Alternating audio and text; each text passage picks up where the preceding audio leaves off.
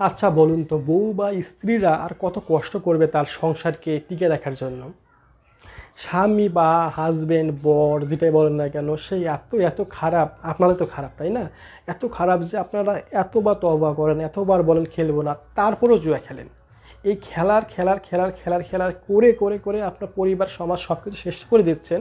কিন্তু তারপরও আপনার কিন্তু স্ত্রী বা বউ কিন্তু আপনাকে এত ভালোবাসে, চাচ্ছে যেন আপনি ভালো হয়ে যান। তো এত একটা ভালো মানুষ আপনার সহধর্মিণী হিসাবে পাশে পাওয়ার পরও আপনারা কেন জুয়া খেলেন? তো এইসব জিনিস থেকে নিজের স্বামীকে মুক্তির জন্য দোয়া চাইছে আপনাদের কাছে, আমাদের কাছে, সকলের কাছে এক বোন।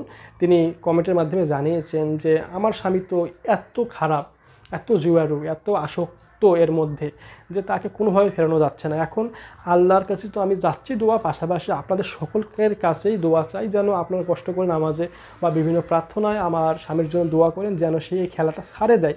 কারণ সমাজ এবং তার পরিবারকে এমনভাবে সে নষ্ট করে ফেলতেছে এবং সে এমন পর্যায়ে চলে গেছে, সে যদি আর কিছুদিন তার খেলাটাকে চালিয়ে যায় তাহলে হয়তো বা সে নিজের জীবন যেমন শেষ হয়ে যাবে, তেমনভাবে তার পরিবারটা ধ্বংস হয়ে যাবে বা নষ্ট হয়ে যাবে। তো চায় না সে যে তার পরিবার নষ্ট হয়ে যায়, কারণ সে তার স্বামীকে অনেক ভালোবাসে এবং ম্যাক্সিমাম ক্ষেত্রে এটা হয়, কিন্তু তার স্বামীকে তার স্ত্রী কিন্তু অনেক ভালোই বাসে এবং চায় অনেক যে সে যেন ভালো পথে ফিরে আসুক।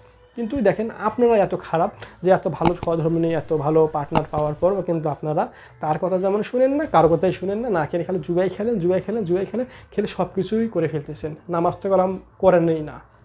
তো এই কাজগুলো থেকে নিজেদেরকে বিরত রাখার চেষ্টা করেন, আপনার সহধর্মিণীদের একটু ভালোবাসা শিখেন এবং তাদের ভালোবাসার মর্যাদা দিতে শিখেন। কারণ সব মিলেমিশে যদি আপনারা ভালোভাবে থাকতে পারেন তাহলে কিন্তু আপনার পরিবারটা কিন্তু সুখে থাকবে। নয়তো কিন্তু আপনাদের মতো এরকম গন্ডার মার্কা মানুষ যদি পৃথিবীতে থাকে, আপনারা পুরো সমাজ, দেশ এবং জাতিকে একদম নষ্ট করে দেবেন। তাই এই রকম গন্ডার মার্কা মানুষ যারা আমার ভিডিওটা দেখতেছেন তারা দয়া করে ভালো হয়ে যান এবং আপনার পরিবারকে এই সব কষ্ট থেকে দূরে রাখুন এবং অবশ্যই এরপর সুখে শান্তিতে আপনার পরিবার নিয়ে সংসার জীবন চালান। সকলকে ধন্যবাদ।